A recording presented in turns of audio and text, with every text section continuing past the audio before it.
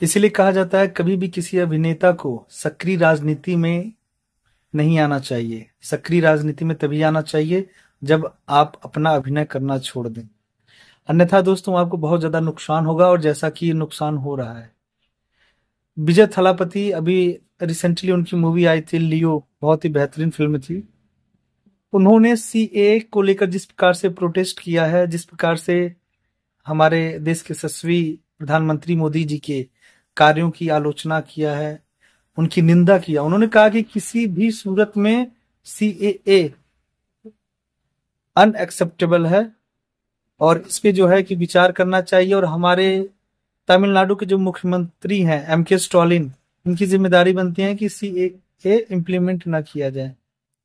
अब सोचिए, कहने का सीधा सीधा अर्थ ये भी है कि हमारे देश में जो लंबे समय से शरणार्थी के रूप में, रिफ्यूजी के रूप में पाकिस्तान, अफगानिस्तान और बांग्लादेश से आकर रह रहे हैं, जो धार्मिक प्रताड़ना झेलकर कैसे कैसे बचे हैं, यहाँ शरण लेने के लिए लंबे समय से संघर्ष कर रहे हैं।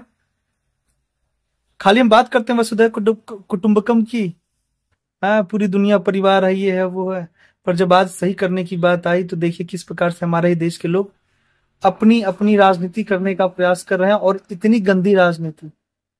सोचिए, जानते हैं कुछ लोग कह रहे हैं कि ये जो शरणार्थी हैं केवल 6 लोगों को क्यों दिया जा रहा है, जिसमें आपका हिंदू है, सिख है, ईसाई है, जैन है, पारसी है, यहूदी है, इन्हीं को क्यों दिया जा रहा है? तो भैया एक चीज मैं आपको बता दूं, ये जो तीनों है ना, जो तीनों देश हैं, जो 3 देशों से लोग आए हैं, ये पूरी तरह से मुस्लिम कंट्री है पूरी तरह से यहाँ पे शरिया लॉ चलता है। उसके बाद आपको लगता है कि मुसलमान वहां पे धार्मिक प्रताड़ना का शिकार हो सकता है? मुसलमानों का कोई वहां का अल्पसंख्यक जबरन कन्वर्जन कर सकता है? कभी नहीं कर सकता है। ये हमें और आपको सोचने की आवश्यकता है, ध्यान देने की आवश्यकता है। हमारे ही देश से कुछ चुनिंदा नेता अब जो है कि राजनीति कर रहे हैं, वो ये कह रहे हैं, जैसे कि आपके ओवैसी दीन हैं, वो कह रहे हैं कि भैया ये भेदभावपूर्ण की राजनीति इस समय हमारे देश में चल रही है।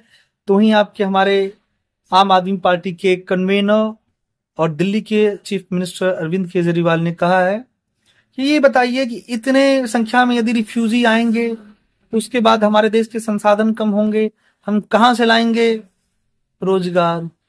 ठीक है, नैतिकता का पक्ष बहुत मजबूत होना चाहिए और सारी चीजें संवैधानिक रूप से हो रही हैं, ठीक।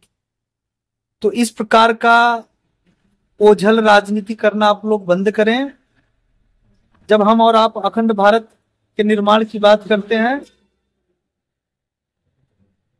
बस इसका मतलब ये नहीं कि वहां के क्षेत्रों को जीत लिया जाए, उस पर अपना शासन किया जाए, नहीं, ये हमारा कर्तव्य और धर्म है।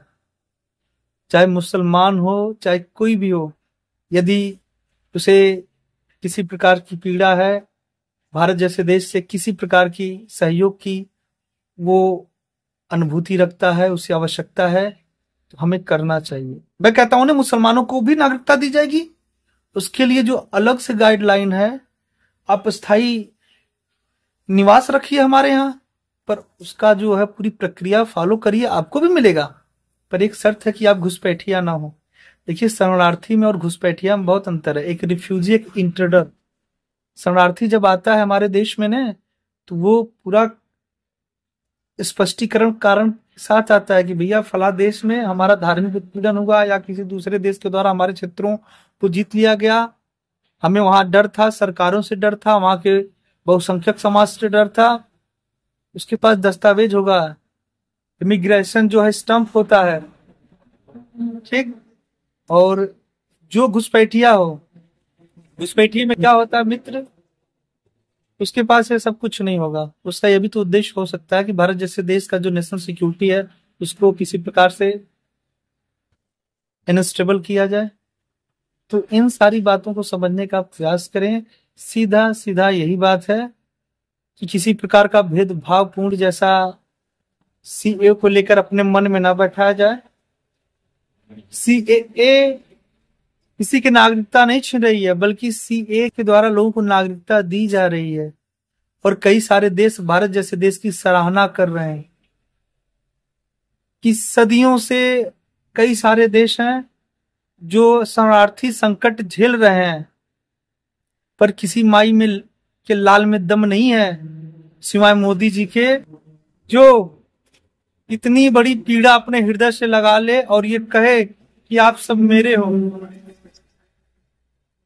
मैं बता दूं, जो धार्मिक प्रताड़ना नहीं समझ रहे हैं, जाके आप वहां का डेमोग्राफी रिपोर्ट उठाकर देख लीजिए, चाहे पाकिस्तान हो चाहे अफगानिस्तान हो।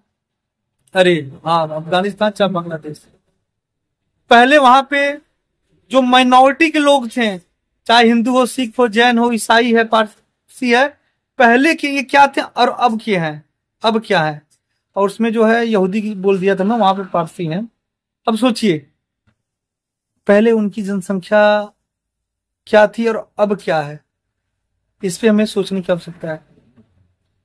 जब भारत का बंटवारा हुआ था, एक नए राष्ट्र का निर्माण पाकिस्तान हुआ था, जिन्ना ने मांग लिया था, उस समय 24%, मतलब आपसी गृह युद्ध होने के बाद वो हिंदू मुसलमानों में 24% वहां जनसंख्या बची थी पाकिस्तान के अंदर, और आज स्थिति क्या है, 2% बची हुई है। मतलब या तो उनका धार्मिक उत्पीड़न करके उनको वहां से निर्वासित कर दिया गया, उनका स्थान परिवर्तन कर दिया गया, या तो बेचारे वो खुद इस पीड़ा को नहीं सह पाए, आत्महत्या कर लिए, या तो जगह छोड़कर भारत जैसे देश में आ गए, या तो उनका जबरन जो है कन्वर्जन कर दिया गया, धर्मांतरण कर दिया गया। याद रखिएगा, जो रिलीजन होता है ये अंतःकरण का विश्वास है। अब जबरदस्ती हो सकता है कि आप अपने धर्म को मनवाने में सफल हो जाएं, पर वो हृदय में कभी भी निवास नहीं कर पाएगा। तो इस प्रकार की जो राजनीति हो रही है सीए को लेकर, इस पे बंद किया जाए। विजय थलापति जी, आप जिस प्रकार से अभिनय करते हैं मैं बहुत आपको पसंद करता हूं, और मेरी एक गुजारिश है कि हमारे देश में जितने भी कलाकार हैं वो अपनी एक्टिंग करें, ठीक। जो राजनीतिक दाव पेच है उसमें आने का प्रयास न करें, नहीं तो आप लोगों का जीवन बर्बाद हो जाएगा। या तो भाई आप अपना अभिनय छोड़कर आइए, राजनीति में आइए, तब तो समझ में आता है। अन्यथा वही यानी दो नाव पर चढ़ना, वो वाली हाल आप लोग ना करें। और जो चीजें अच्छी है उसकी सराहना करनी चाहिए, कि बहुत बड़ा जिगरा चाहिए ऐसे बेसहारों को अपने हृदय से लगाने के लिए, उनका आवाज बनने के लिए बहुत बड़ा हृदय चाहिए। आज के लिए इतना ही। नमस्कार, धन्यवाद।